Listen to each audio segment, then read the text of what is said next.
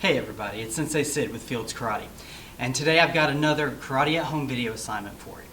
Now, like all of our training sessions, I want you to start off with your stretches to warm up your muscles and prevent injury, and I want you to work through your calisthenics. I want you to do your push-ups, your crunches, and your squat kicks. So make sure you get all of those done just like any other training session to start. Now, once you've done those, I want you to go into Kata. Again, we always want to practice our Kata. It's the main way that we train karate. And for today, I want you to focus in on Heian Nidan, the Kata Heian Nidan. I want you to practice Heian Nidan 10 times for me. Now, for my white belts who only know Heian Shodan, I want you to do Heian Shodan for me for 10 times. But if you know Heian Nidan, I want you to do Heian Nidan for me 10 times. Now, after you've done your Kata 10 times, you can move into your focus for this lesson. And our focus today is something that we borrowed from the judo world, a sister style that focuses a little bit more on ground fighting that we incorporate into our karate, and these are rolls. So I have a little drill I want you to do. Now, to show you this drill, I'm going to back up a little bit because you need to see the ground and I'm going to need a little space. So for this drill, you're going to squat down, and everybody, even if you know how to roll from standing up, I want you to start squatting down. And you're going to stay low. And the way this drill is going to work, it's kind of a flow drill. You're going to do a very simple front roll, come up, see how I land on my knee, and then I'm going to pop back up onto my toes in a squatting position. Once I catch my balance, I'm going to do a back roll. Again, coming up on my knee and then popping into a squat position. And then I'm going to do the same thing again, but I'm going to go over my opposite shoulder. And pop up, and then backwards. And make sure to come up onto my leg, up onto my toes. Now I want you to try and do about 40 of these rolls. 20 going forward, and then 20 going back. And I want you to try to switch which shoulder you go over each time. Now remember, there are some details to this that you really need to pay attention to. One of the points to a roll, especially a front roll, but a back roll too, is to make sure that as you do this roll, your head never touches the ground. So on a forward roll, from a squatting position, we're going to tuck our head and turn it away, and we're going to land on our shoulder so that our head never touches the ground. Head never touches. And same with the back roll. We're going to, as we fall back, we're going to turn our head to the side and roll over the shoulder. Now, an added thing that we do with our back rolls is a slap. As we go down, kind of about the same time that our butt hits the ground, we're going to smack the ground to slow us down and redirect the energy that we have, the momentum, to get our feet over our shoulders. So we're going to smack, turn our head, roll right over, post with your hand, and keep going up. Now, as you do this, remember, the forward rolls tend to be pretty smooth, really cool looking, and they're very, very practical.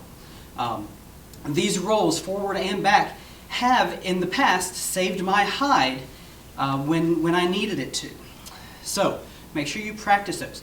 On the back rolls, they tend to not be so smooth and so cool unless you have a lot of momentum going backwards. And usually that happens when someone pushes you and you can't control it. So because you're doing this on your own, it's not going to look as cool. That's okay. But you want to make sure you get those feet going over the shoulder, keep your head out of the way. You never want your head to touch the ground. So again, I want you to practice these from a squatting position, rolling forward, and then one roll back, switching shoulders each time about 40 times. Now in the middle of this, you're going to get dizzy. So when you get dizzy, stop, sit down, take a break, let your head settle out, and then finish the drill. And that's going to be your focus for this Karate at Home video assignment. Now, once you get that down and you practice that a little bit, oh, another side note. You see that where I'm doing it on the hardwood. If you are comfortable doing it on hardwood, that is fine. You can do it there. But especially if you're starting out or if you're not very smooth with these rolls, I would recommend finding a softer place. At least find some carpet, some plush carpet to do this on. Maybe better yet, if it's a nice day outside, go outside into a yard where there's some grass and some softer ground. Not gravel or concrete, but some soft grass, and do it out there. Just put on some play clothes or some work clothes because you're going to get a little dirty. But that's a great place to practice your rolls. I've practiced rolls outside for years, and it's actually kind of a fun way of doing it. So if you have to do it on hardwood, that's fine. But if you can find a softer spot outside on the grass, I would recommend doing that.